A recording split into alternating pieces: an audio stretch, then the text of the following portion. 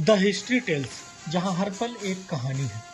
जय हिंद साथियों, सबसे पहले मैं पहलगाम में हुए कायरतापूर्ण आतंकवादी हमले की कड़ी निंदा करता हूं एवं सभी 26 मृतकों को तहे दिल से श्रद्धांजलि अर्पित करता हूं। आज हम बात करेंगे दो महत्वपूर्ण घटनाओं के बारे में।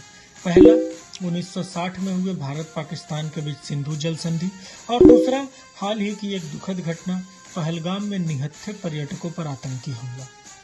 सबसे पहले हम बात करते हैं सिंधु जल संधि, जो 19 सितंबर 1960 को भारत के तत्कालीन प्रधानमंत्री जवाहरलाल नेहरू और पाकिस्तान के राष्ट्रपति अयूब खान के बीच कराची में विश्व बैंक की मध्यस्थता से हुई। इस संधि के तहत सिंधु नदी प्रणाली की 6 नदियों को पूर्वी और पश्चिमी नदियों में विभाजित किया गया। पूर्वी नदियां ब्यास, रावी और सतलुज, इन नदियों का पूर्ण नियंत्रण भारत को दिया गया, जिसका उपयोग वह सिंचाई, बिजली उत्पादन आदि के लिए कर सकता था। पश्चिमी नदियां सिंधु, झेलम और चिनाब, इन नदियों का नियंत्रण पाकिस्तान को दिया गया। हालांकि भारत को इन नदियों के पानी का सीमित उपयोग करने की अनुमति मिली।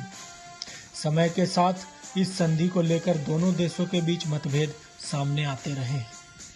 अब हम बात करते हैं पहलगाम में हुए कायरतापूर्ण आतंकी हमले की। 22 अप्रैल 2025 को जम्मू कश्मीर के पहलगाम के पास बाईसरन घाटी में एक दर्दनाक आतंकवादी हमला हुआ।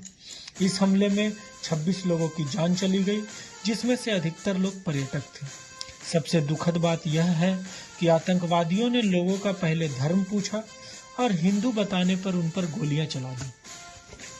हमले की जिम्मेदारी आतंकी संगठन TRF द रेजिस्टेंस फ्रंट ने ली है, जो लश्कर तैयबा से जुड़ा हुआ माना जाता है।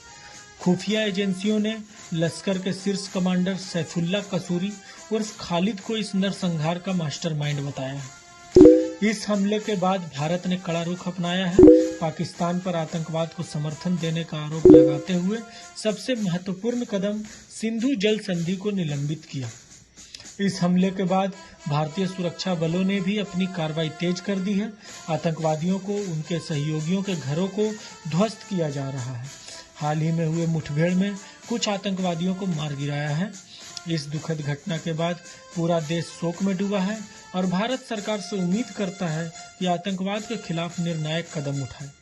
यह था सिंधु जल संधि और पहलगाम हमले की वर्तमान स्थिति पर एक संक्षिप्त रिपोर्ट।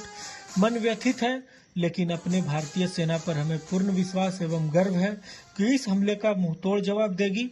धन्यवाद। जय हिंद, जय भारत।